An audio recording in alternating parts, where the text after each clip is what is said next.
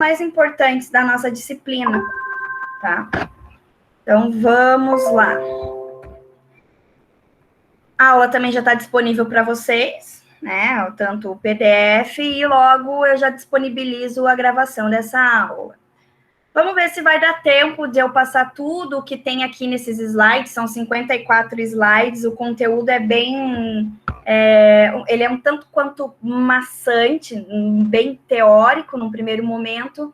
Então, vamos sentir aí, ver como é que vai ser. Dependendo de como for, a gente divide essa aula e deixa um pouco de conteúdo para a próxima aula também, para vocês não ficarem me ouvindo falar, e chegar num momento que vocês não vão entender nada, né? Então, vamos ver como é que vai ser. Hoje, então, a gente vai falar sobre a distribuição de frequências, e a gente vai falar especificamente sobre a introdução ao tema, né? O que é essa tal dessa distribuição de frequências, como a gente representa os dados e a composição de uma distribuição de frequências. Então, a gente parte do princípio, né, nessa aula, de que a gente concluiu já a etapa de coleta de dados de uma pesquisa. E a gente tem à nossa disposição um conjunto de dados observados, que a gente coletou lá em campo. No caso de uma pesquisa acadêmica, por exemplo, normalmente a gente coleta os dados referentes a várias características, né? As variáveis. Geralmente uma amostra extraída da população de interesse. Na maioria dos casos, a gente trabalha com amostra e não com população, pelo fato que a gente viu na aula passada, que população a gente tem que abranger um maior número de pesquisas. E a amostra, ela é uma parte que vai representar o todo. Então, por ser uma parte, a gente consegue manipular os dados e tratar eles de uma forma mais tranquila do que trabalhando com a população como um todo. Então, conforme a gente já comentou, nesse caso, provavelmente a gente já compilou as respostas a todas as variáveis numa folha de dados, numa planilha em Excel, que é o que a gente denomina de banco de dados da pesquisa. Banco de dados nada mais é do que todas as respostas que a gente obteve na nossa pesquisa. Já no caso de uma pesquisa em ambiente empresarial, é comum a gente estar interessado na coleta de dados relativos a apenas uma variável, né? Por exemplo, a evolução da despesa com determinado serviço, o número de equipamentos que não funcionam, o número de peças com falhas, o número de corpos de prova de concreto que não atendem à norma, enfim, a gente geralmente trabalha com uma variável. E o nosso objetivo, então, é alguma conclusão que possa amparar uma tomada de decisão, geralmente como solução, né, para algum problema específico. Nos dois casos, tanto de pesquisas acadêmicas quanto em pesquisas empresariais, levando em consideração a definição de banco de dados, ainda persiste, né, a existência desses elementos associados à pesquisa efetuada.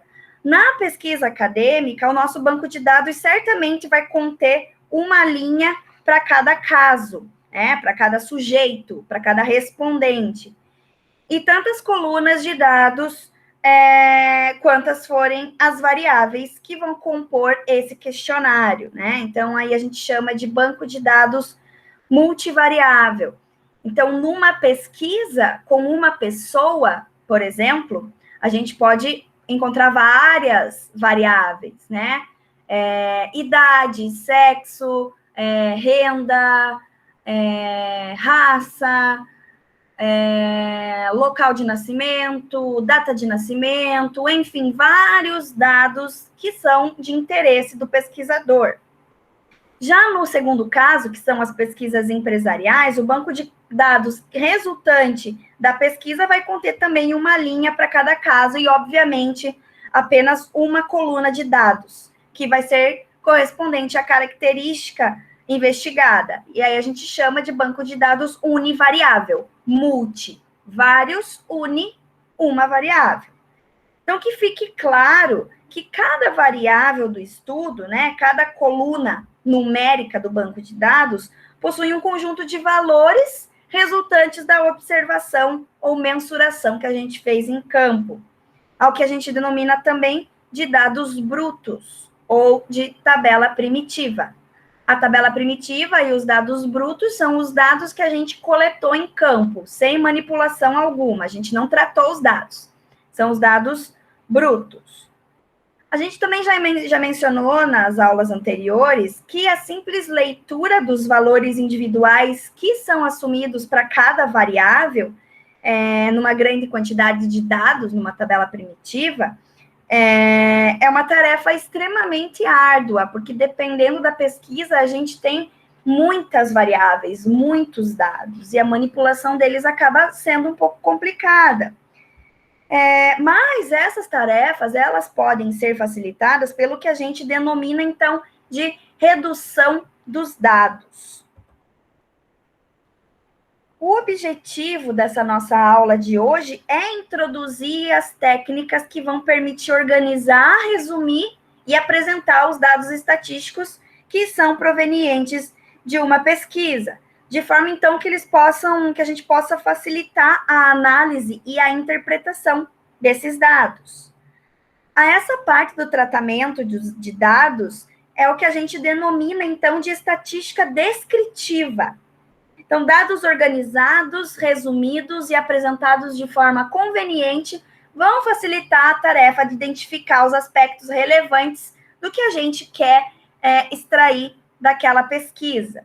E, além disso, também facilitam o desenvolvimento da análise exploratória dos dados. Ok, agora a gente vai, então, para uma parte extremamente importante de conceito, que é a questão da distribuição de frequências, né? Então, um conjunto de observações de certo fenômeno, não estando adequadamente organizado, vai fornecer pouca informação de interesse, porque os dados, eles vão estar desorganizados, vai ter muito dado, e a gente não vai conseguir olhar, bater o olho naquele dado e ter uma informação importante. Então, para uma visão rápida e global do fenômeno em estudo, a gente tem que organizar os dados. Uma das formas que a gente utiliza para organizar os dados coletados numa pesquisa é através, então, do que a gente chama de distribuição de frequências. Essas distribuições de frequências, elas são extremamente importantes para que a gente consiga visualizar os dados e depois analisá-los. A distribuição de frequências é a forma padrão de apresentação tabular, ou seja, de apresentação em tabela, dos dados de estatística. E, por isso, a gente vai tratar especificamente sobre esse tema. A gente também tem que retomar aqui a sua definição. Lembrando, então, que a distribuição de frequências, ela é utilizada na apresentação dos dados relativos a apenas uma variável. Então, a distribuição de frequências é o agrupamento de dados em classes com as suas respectivas frequências absolutas ou relativas de ocorrência. A gente já vai ver com um pouco mais de detalhamento o que isso significa. A regra para apresentação de tabelas, ela está contida no IBGE, tá? Então, toda tabela, todas as normas de tabela são regidas pelo próprio IBGE.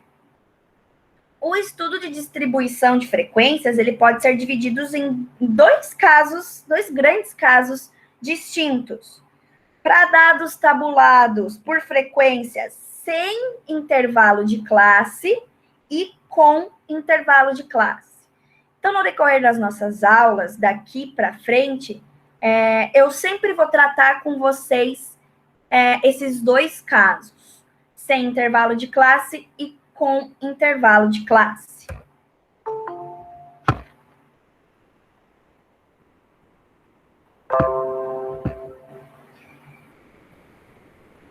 Então, agora a gente vai passar para a representação dos dados amostrais ou populacionais, que são alguns conceitos que a gente tem que ter em mente.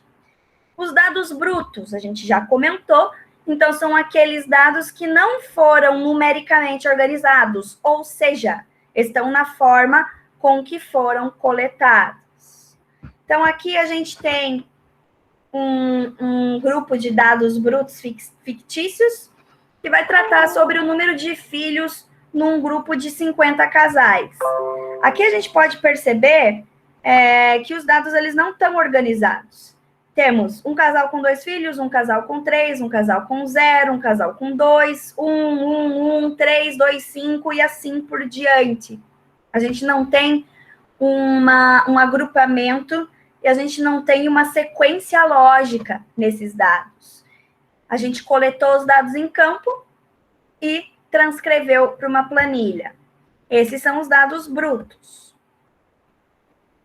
Outro conceito que nós temos é o conceito de rol. O rol vai ser a organização dos dados brutos em ordem de grandeza, crescente ou decrescente. No nosso caso aqui, são os mesmos dados brutos do número de filhos de um grupo de 50 casais, e a gente ordenou esses dados em grandeza crescente. Então, aqui começando em 0, temos um determinado número de casais que não possui filhos, um determinado número de casais que possui um filho, 2 filhos, 3, 4, 5, 6 e 7. Então, a gente ordenou os dados brutos de forma crescente e assim a gente obteve o que chamamos de rol.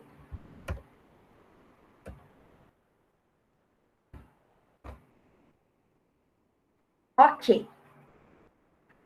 Então, a partir dessa definição de rol e de dados brutos, a gente consegue, então, partir para o entendimento da distribuição de frequências sem intervalo de classe. O que é uma distribuição de frequências sem intervalo de classe? Então, os dados a serem trabalhados, eles se apresentam tabulados e associados à frequência, ou seja, a quanto que aquele dado se repete, quantas vezes aquele dado se repetiu, quantas vezes o número 0 apareceu na pesquisa do número de filhos de um grupo de 50 casais, né? Então, esse tipo de distribuição de frequência vai se aplicar a variáveis qualitativas, nominais e ordinais, e a variáveis quantitativas discretas, quando a variedade de valores assumidos não for muito grande. Então, aqui é a simples condensação dos dados conforme a repetição dos seus valores. Os dados a serem trabalhados se apresentam tabulados e associados à frequência, ou seja, o número de vezes que aparecem na amostra, e se aplica a variáveis qualitativas, nominais e ordinais, e quantitativas discretas. Muito importante ressaltar que a gente trabalha com distribuição de frequência sem intervalo de classe para um rol de tamanho razoável, tamanho pequeno, porque quanto maior o tamanho desse rol, mais espaço a gente vai precisar para representar numa tabela. Aqui a gente tem 2 exemplos de distribuição de frequência sem intervalo de classe. Então, aqui nós temos a idade dos alunos numa turma, em anos. Temos a idade 17, 18, 19, 20 e 21. E quantos alunos possuem essa determinada idade? Então, 3 alunos possuem 17 anos, 18 alunos possuem 18 anos e assim por diante. A gente não estabeleceu um intervalo, por exemplo, entre 17 e 19 anos. A gente descreveu o valor cheio, 17 anos, 18 anos, 19 anos e assim por diante. Por isso que a gente chama essa distribuição de frequência de sem intervalo de classe. Ou seja, a gente não estipulou um intervalo para esses números. Outro exemplo que a gente tem aqui é o número de pontos obtidos pelos alunos numa determinada disciplina, num determinado colégio em 2006. Então, aqui temos o número de pontos e o número de alunos associados a esses pontos. Ou seja, 8 alunos obtiveram 4 pontos, 10 alunos obtiveram 5 pontos, e assim por diante. Já a distribuição de frequências com intervalo de classe, então os dados eles são tabulados e associados à frequência, né, ou ao número de vezes com que aparecem na amostragem, estando agrupados em classes que constituem intervalos de dados. Esse tipo de distribuição de frequência vai se aplicar apenas a variáveis quantitativas, principalmente aquelas quantitativas contínuas. Esse símbolo aqui, que é uma barra e 3 traços, ele vai denotar um intervalo fechado à esquerda e aberto à direita. A gente já vai ver com maior detalhamento. Então, o valor 400 e o valor 499,9999 pertencem à terceira classe, mas o valor 500 pertence à quarta classe. Aqui, pessoal, nessa tabela, eu vou até aumentar aqui para a gente ver com maior clareza. Como a gente tem um intervalo fechado à esquerda e aberto à direita, o valor 400 e o valor 499,999 fazem parte desse intervalo aqui. Já o valor 500, ele está contido no próximo intervalo, porque é onde se inicia, ok? Na última classe, geralmente não destacado, convenciona-se que os símbolos padrões, então, é o fechado para os dois lados, indicando que o intervalo está fechado nos dois extremos. Aqui a gente não colocou, porém o correto seria colocar, porque se a gente não colocar aqui entre 700 e 800, significa que o número 800 ele não está contido nesse intervalo. Então, ele vai até 799,99999. Então, se a gente quisesse representar o valor 800, a gente deveria fechar esse intervalo. Então, nós temos dois exemplos aqui, né? O salário dos empregados na empresa X. Então, nós temos um intervalo de salários de 200 a 300, 300 a 400 e assim por diante. E o número de empregados que recebem esse intervalo de salário. Então, 2 empregados recebem um salário de 200 a 300. Pode ser que os dois recebam 200. Pode ser que um receba 200 e outro 299. Pode ser que um receba 250 e outro 245. Não tem como saber, tá? Se a gente não tiver os dados brutos dessa pesquisa, a gente não tem como saber qual é o valor exato que esses 2 empregados recebem, e assim por diante, tá? Esse outro exemplo que nós temos é o peso de 80 estudantes de uma determinada escola. Então, a gente estipulou os intervalos de peso, de 40 a 50, 50 a 60 e assim por diante, e o número de alunos que contém esse peso. Então, 30 alunos possuem um peso de 40 a 50. Não sabemos se 30 possuem 40 quilos, se 20 possuem 45 quilos e 10 possuem 49. Enfim, a gente não consegue ter uma exatidão nesse valor. A gente só consegue inferir o próprio intervalo.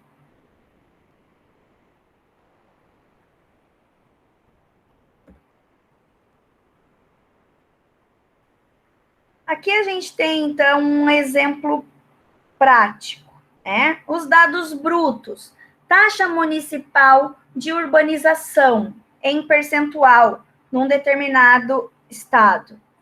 Então, a gente tem aqui os dados brutos dessas taxas de urbanização. 8%, 24%, 46%, tá tudo desorganizado. Para a gente organizar esses dados, a gente elabora o que chamamos de rol. O rol vai ser o ordenamento desses dados em ordem crescente ou decrescente. No nosso caso, ordenamos em grandezas crescentes, né? Então, aqui a gente tem as taxas de urbanização 6, 6, 7, 7, 7, 8, 8, 8 e assim por diante, chegando até 92%.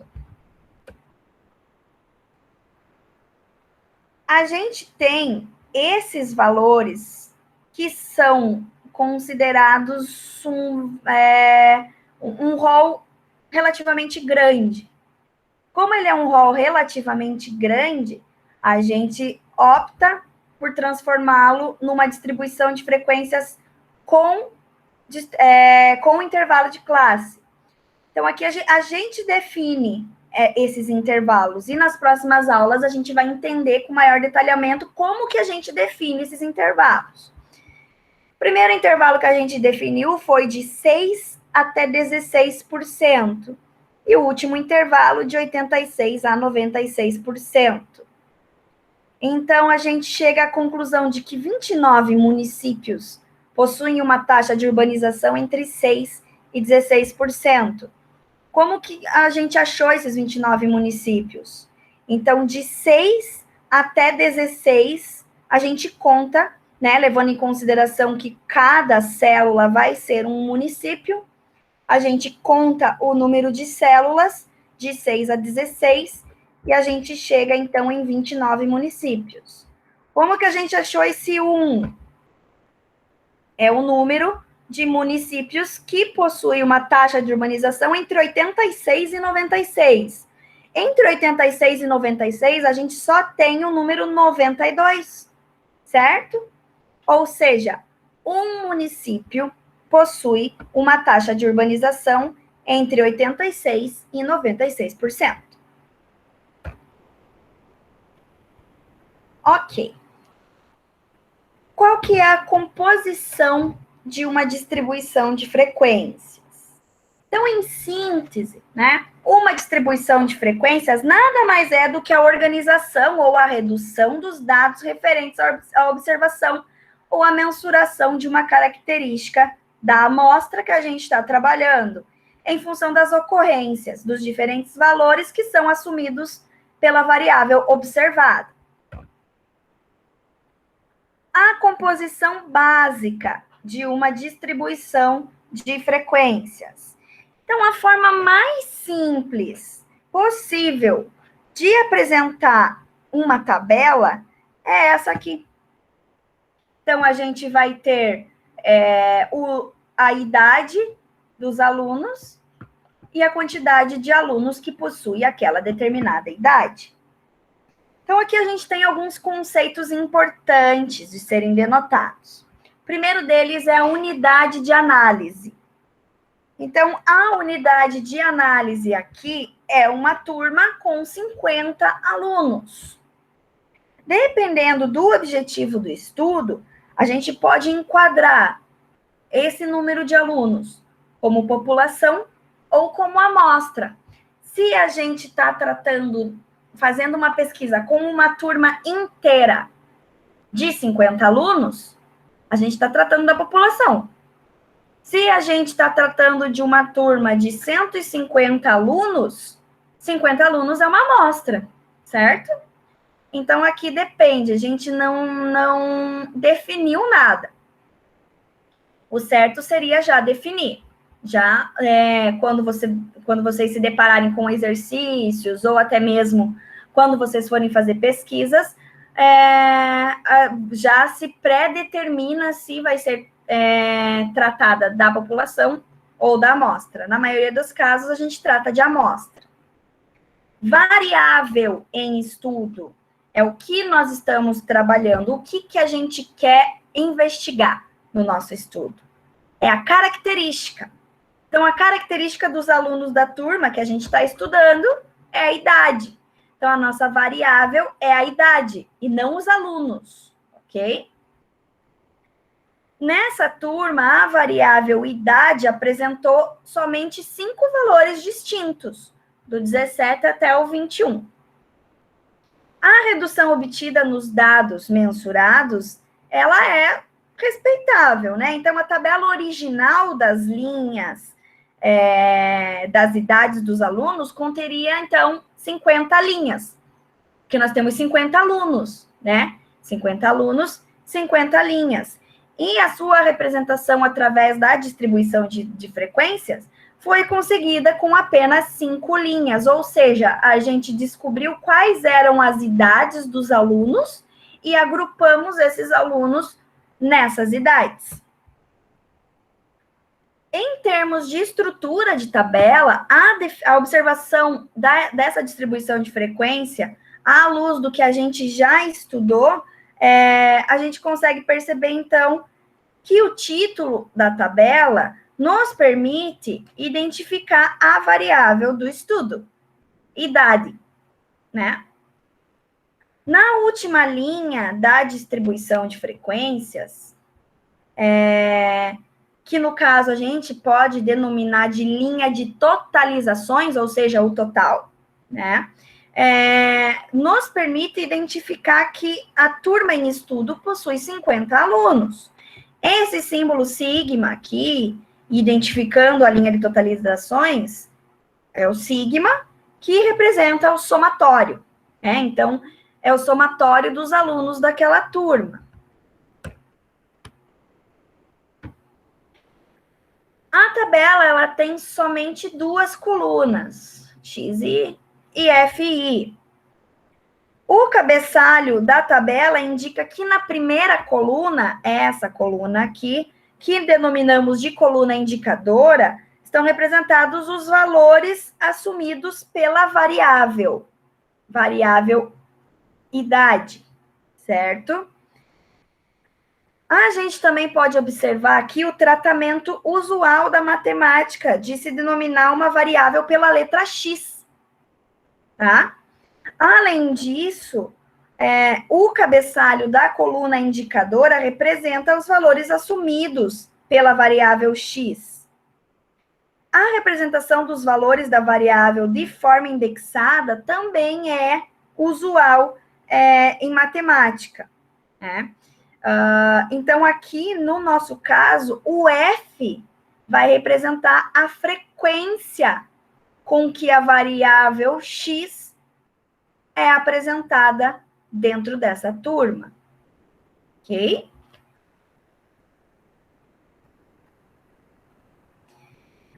A variável índice I, ela vai assumir valores de 1 a 5. Para cada um dos valores de I, a gente tem uma correspondente. X1, X2, X3, X4 e X5. Porque a gente está trabalhando aqui com 5 idades, né? Então, a idade 1, a idade 2, a idade 3, a idade 4 e a idade 5. X1 é igual a 17 anos, X2, 18 anos, X5, 21 anos.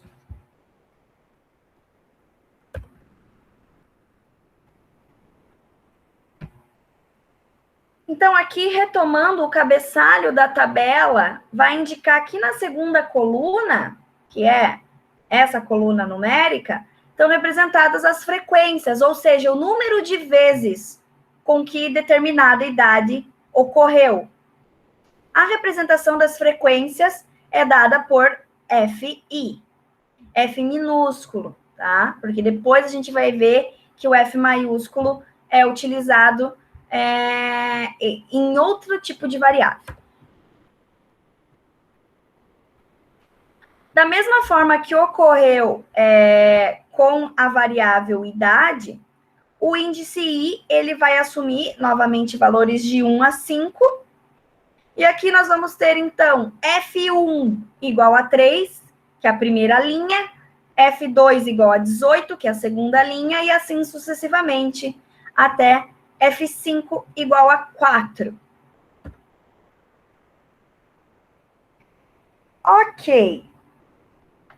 Então, aqui, pessoal, a gente consegue resumir esses dados de distribuição de frequência sem intervalo de classe da seguinte forma. A turma pesquisada, então, possui 50 alunos, onde 3 alunos possuem 17 anos, 18 alunos possuem 18 anos, 17 alunos possuem 19 anos, 8 alunos possuem 20 anos e 4 alunos possuem 21 anos.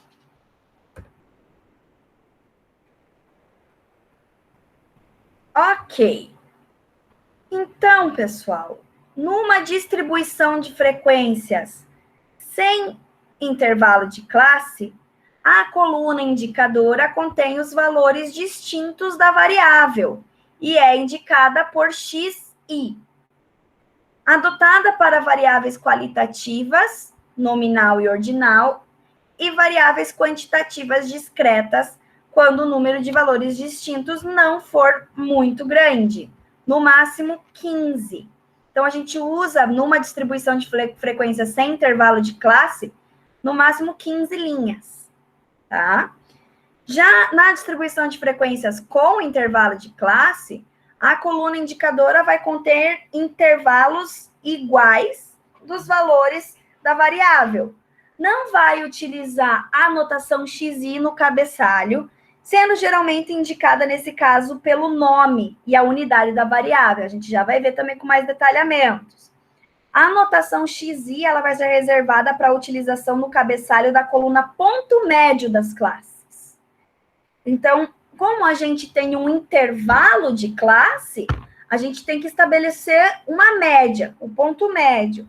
Esse ponto médio vai ser determinado, então, de XI.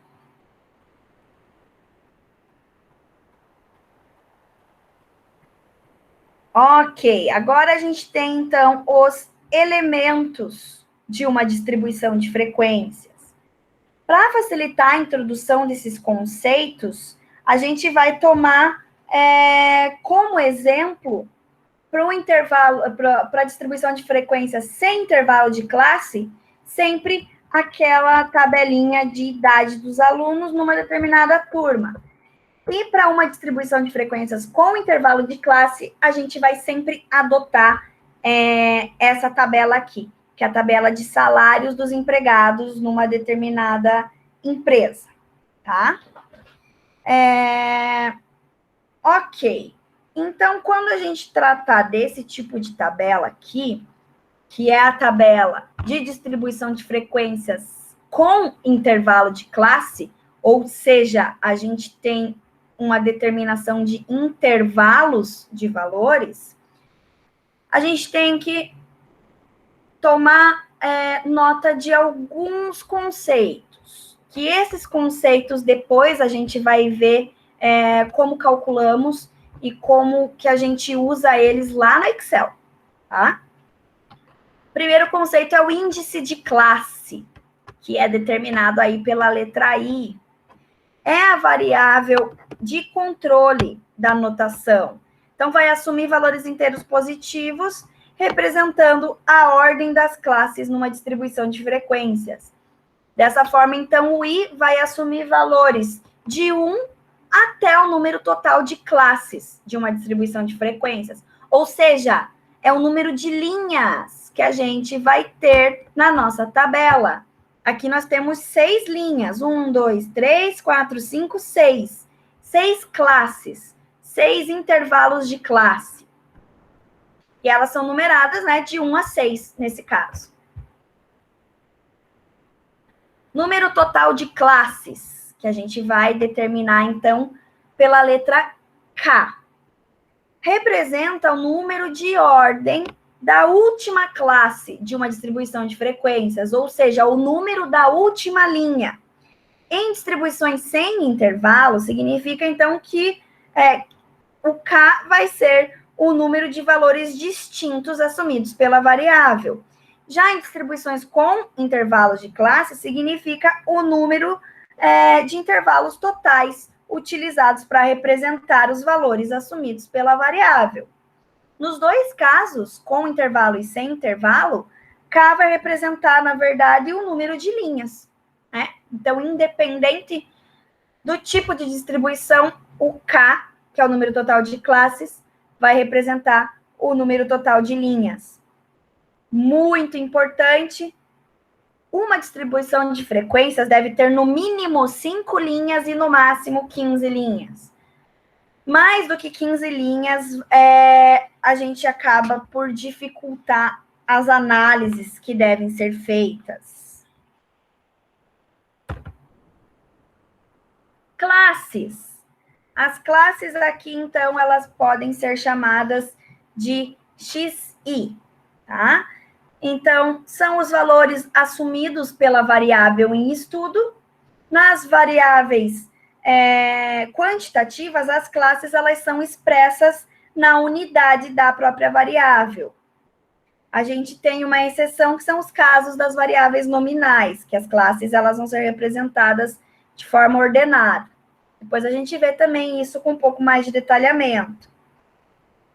Em distribuições de classes, em distribuições de frequência sem intervalos de classe, as classes em si vão representar um valor assumido pela variável, que é denotado por xi, naquele nosso exemplo. Para a distribuição de frequências simples, por exemplo, então a gente tem que x5 é igual a 21 anos, ou x3 igual a 19 anos, e assim por diante. Significando, então, respectivamente, o valor da variável para a quinta classe e o valor da variável para a terceira classe, terceira linha, terceira classe. Em distribuições de frequência com intervalo de classe, as classes propriamente ditas vão representar os intervalos de variação da variável em estudo. Não tem uma notação simplificada, então, sendo que geralmente a gente se refere à própria variável, né? Como a nossa variável é salário, então aqui a gente não vai colocar XI, a gente vai colocar a própria denominação da variável. Então, aqui a gente pode se referir à quarta classe como um intervalo de 500 a 600, por exemplo. Então, pertencem a essa classe os valores da variável salário, contido no intervalo que vai de 500, inclusive o próprio 500, até 600, exclusive, ou seja, o 600 não entra. Vai até 599,999999. E a gente não usa a notação XI. Então, não existe um único valor para representar uma classe. Existe um intervalo, existe uma régua de valores. Nesse tipo de distribuição de frequências, a gente sempre tem uma variável quantitativa. Então, as classes elas devem carregar consigo a unidade da variável. Aqui no nosso caso, a gente tem o cifrão.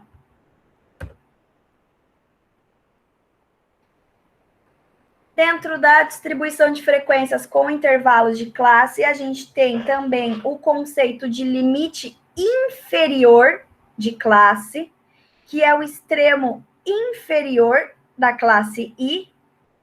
E esse limite inferior, ele só vai existir em distribuições com intervalo de classe. Porque a gente tem limites, a gente tem um intervalo, a gente não tem um único número. Então, como representa um dos possíveis valores que a variável pode assumir, deve também ser acompanhado da unidade da variável. Limite inferior. Então, aqui a gente tem L minúsculo 3. É o limite inferior da terceira classe. Vai ser o valor de R$400. O limite inferior da quinta classe, por exemplo, vai ser o valor 600. Inferior não é o que está embaixo, tá? Inferior é o que está sempre à esquerda, é o que vem por primeiro. O limite superior é o que está na nossa direita, é o que vem por último. São os últimos elementos aqui da nossa distribuição, do nosso intervalo. Então, também existe apenas nas distribuições com intervalo de classe, e a gente também tem que acompanhar a unidade, no nosso caso, o cifrão. O limite superior 3 que é o limite superior da terceira classe, vai ser o valor de R$ 500. E o limite superior da quinta classe vai ser o valor de R$ 700. Aqui independe se é aberto ou fechado, vai ser o valor que está representado na tabela.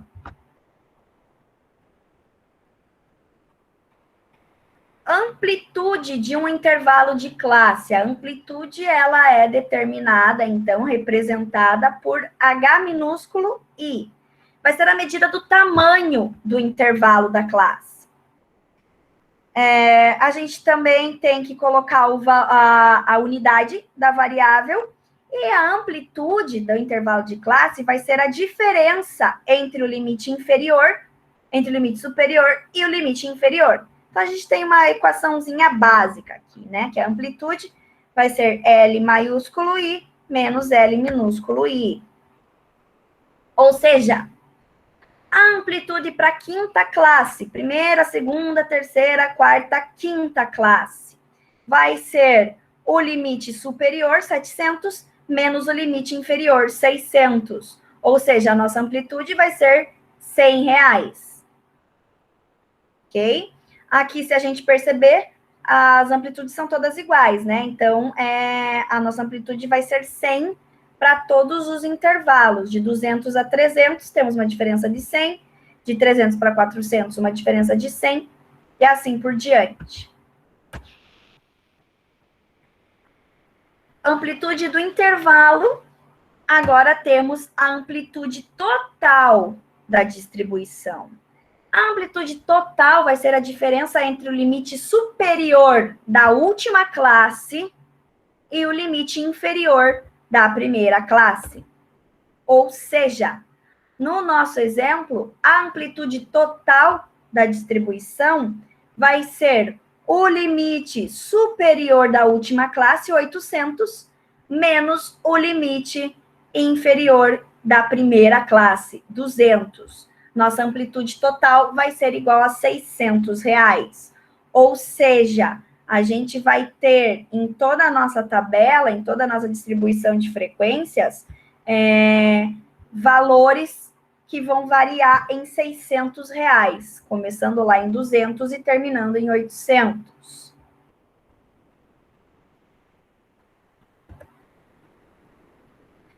Temos também a amplitude da amostra. São 3 amplitudes, então, até agora. Amplitude total, amplitude do intervalo de classe, ou seja, da linha. A amplitude da distribuição, ou seja, de todas as linhas. E a amplitude da amostra. A amplitude da amostra vai ser a diferença entre o maior elemento, x máximo, e o menor elemento, x mínimo, encontrados na série original dos dados provenientes da mensuração da variável em estudo. Então, a variação apresentada pelos dados realmente observados na amostra, que normalmente se encontra no banco de dados da pesquisa ou de forma equivalente na tabela de dados brutos.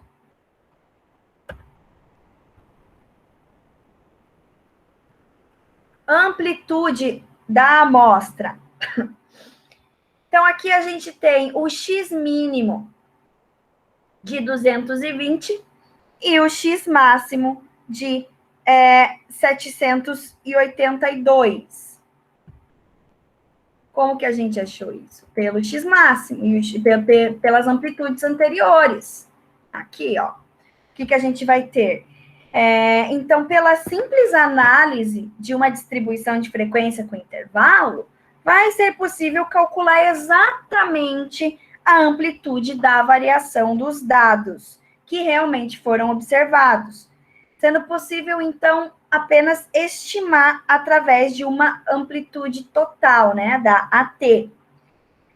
É importante a gente ressaltar que pelo fato de uma distribuição de frequência ser um modelo matemático de representação de um conjunto de dados, nem sempre a amplitude de classe, a amplitude total da distribuição vai coincidir com a amplitude da amostra. Ou seja, na prática, é muito provável que por questões estéticas ou de melhor legibilidade da tabela, a gente nunca consiga uma identidade perfeita entre os extremos. Matematicamente falando, dificilmente a gente vai ter um L1 igual ao X mínimo e um LK, que é da última, né, igual ao X máximo. Porque a gente tem que sempre fazer uns ajustes. Então, como forma de exemplificar o que a gente falou, a gente obteve, então, um X mínimo de 220 e um X máximo de 782. Enquanto que a gente teve, então, um L minúsculo, né, o limite inferior igual a 200 e o limite superior final lá de 800, ok? A gente já calculou a amplitude total, que é igual a 600, ou seja, aquele 800 menos o 200. E agora a gente tem a informação do conjunto de dados original. Isso aqui veio lá do conjunto de dados original, tá? Não tem nada aqui, por exemplo. Isso aqui a gente foi lá no banco de dados, por exemplo. Então, a gente vai ter que a amplitude da amostra vai ser o X máximo, 782, menos o X mínimo, 220, chegando, então, em R$ 562. O que isso significa? Então, a partir disso, a gente consegue observar que a distribuição de frequências ela tem uma capacidade para acomodar uma variação de 600 entre o menor e o maior valor de salário, enquanto que o valor de dados, o conjunto de dados original, dos dados brutos, revelou, então, uma variação de R$ 562. Então, a gente tem aí um excesso de R$ 38 na capacidade da distribuição de frequência. Esse excesso de R$ 32, ele foi distribuído nos dois extremos da série. E isso foi definido pelo próprio pesquisador, de uma forma a facilitar a leitura da tabela. Então, do excesso de 38, uma parcela de R$ 20 foi para o extremo inferior e uma parcela de R$ 18, que foi o restante, foi para a parcela superior. O que a gente obteve, então? O L minúsculo igual ao X mínimo menos 20, ou seja, 200. E o último intervalo, a gente vai ter, então, o X máximo mais 12, chegando a R$ 800. Na prática, pessoal, a gente vai ver um exercício com mais detalhamento sobre isso. Mas é como se a gente tivesse aqui, para a gente tornar essa tabela mais visível e mais interessante aos olhos, é como se o primeiro valor que a gente tivesse aqui fosse 220, né? E o último valor que a gente tivesse aqui fosse 780, por exemplo. Só que ficaria desagradável, feio aos olhos, a gente começar com um número quebrado 220 e terminar com um número quebrado 780. Então, a gente aumenta, né? A gente diminui esse intervalo de classe, começa lá em 200, por mais que não tenha um salário de 200, e termina lá em 800, por mais que não tenha um valor igual a 800, né? Então, a gente manteve um padrão visível na tabela, né? De 200 a 300, 300 a 400 e assim por diante. Na próxima aula, a gente vai ver com maior detalhamento como que a gente chega nesses intervalos de classe, como que a gente torna esses intervalos de classe mais agradáveis aos olhos, ok?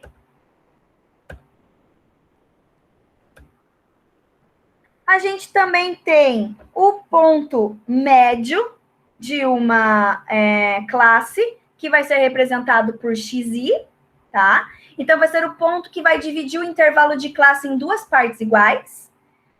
A gente também tem que colocar o valor dessa variável, né? Então, a gente está tratando aqui de reais, por exemplo, e ele é calculado pela média simples entre os limites superior e inferior.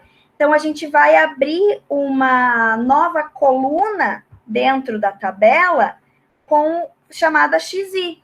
Esse XI vai ser o ponto médio, ou seja, a média entre os dois limites. 200 mais 300 divididos por 2, 250. 300 mais 400 divididos por 2, 350. E assim por diante. Ótimo. Então, até agora, a gente já entendeu a coluna indicadora de referência, ou índice I, a coluna indicadora das classes, das variáveis, a coluna dos pontos médios, e as duas últimas colunas vão tratar de valores assumidos pela variável, então elas vão carregar consigo sempre a unidade de medida. E as 4 colunas restantes da tabela vão tratar exclusivamente de tipo de frequências que foram observadas para as classes. Essas frequências, então, aqui a gente tem FRI, F maiúsculo I, F maiúsculo RI, que são as frequências propriamente ditas. Essa parte das frequências a gente vai deixar para falar na próxima aula, ok? Pessoal, essa parte ela é um tanto quanto mais teórica, tá? Podem ter certeza que quando a gente trabalhar na prática com uma tabela real lá no Excel, a gente vai conseguir entender todos esses conceitos que, num primeiro momento, eles parecem meio confusos, mas cada conceito vai fazer muito sentido quando a gente trabalhar lá no Excel nas próximas aulas, ok? Então, eu parei aqui no slide 42 e é a partir daqui que a gente vai iniciar a nossa próxima aula, beleza? Então, era isso que eu queria passar hoje para vocês, pessoal. Desejo a todos vocês uma ótima noite, um ótimo restante de semana aí. Se cuidem, pessoal, por favor. A gente sabe que a situação está bem desfavorável, então vamos cada um fazer a sua parte para que tudo isso passe logo, que a gente possa se encontrar o mais rápido possível, tá bom? Boa noite, gente, e até a próxima aula. Tchau, tchau. Boa noite. Boa noite. Boa noite, professor. Até mais. Boa noite.